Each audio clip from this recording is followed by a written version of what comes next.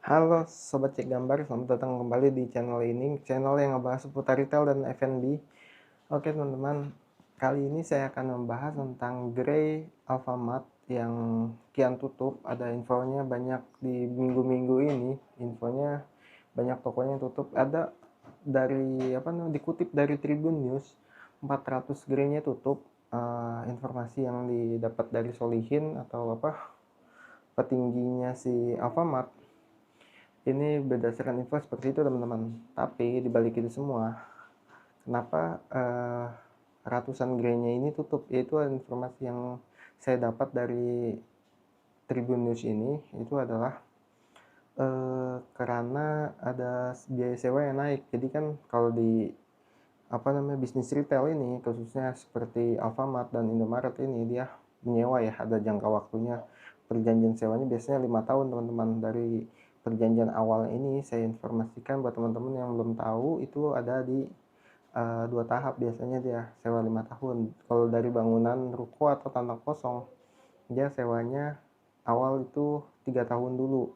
Jadi nanti begitu ada profit baru ada kesepakatan tambah sewa 2 tahun lagi. Jadi di awal itu udah ada perjanjian untuk sewa 5 tahun, tapi dibayar yang pertama itu 3 tahun pertama dan yang 2 tahun di akhir itu teman-teman.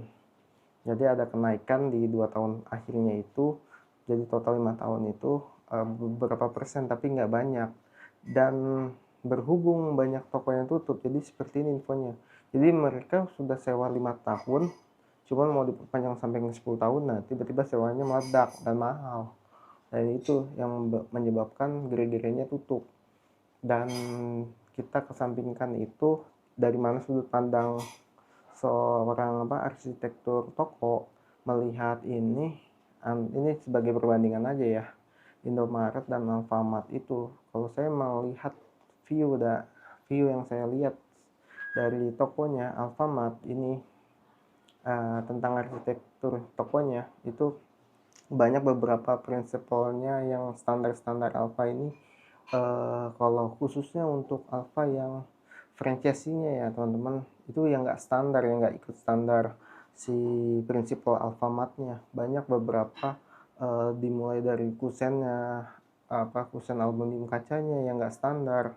Kalau Alfa itu banyak toko-tokonya itu yang berbeda-beda setiap outletnya teman-teman. Kalau teman-teman perhatikan ke tokonya atau teman-teman pernah berkunjung dan membeli di beberapa toko yang gerai-gerai Alfamart, coba kalian lihat pintu kusennya ada yang berbeda ya di setiap tempat.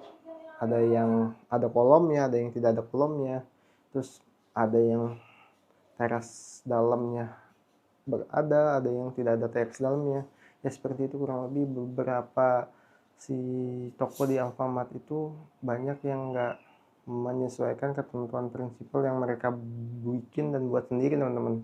Berbeda hanya dengan Indomaret yang lebih teratur. Atau kalau dari segi interior di dalam tokonya, kalau kalian masuk, Alfamart ini lebih cenderung lebih redup lampunya teman-teman, karena lampu mereka tuh mungkin agak kurang looksnya, lumennya kurang terang dari Indomaret. Itu juga yang bikin mungkin Alfamart lebih sepi dari Indomaret ya, seperti itu teman-teman. Atau kayak saya pernah ada dulu pengalaman saya waktu saya belum bekerja, saya masih SD ya.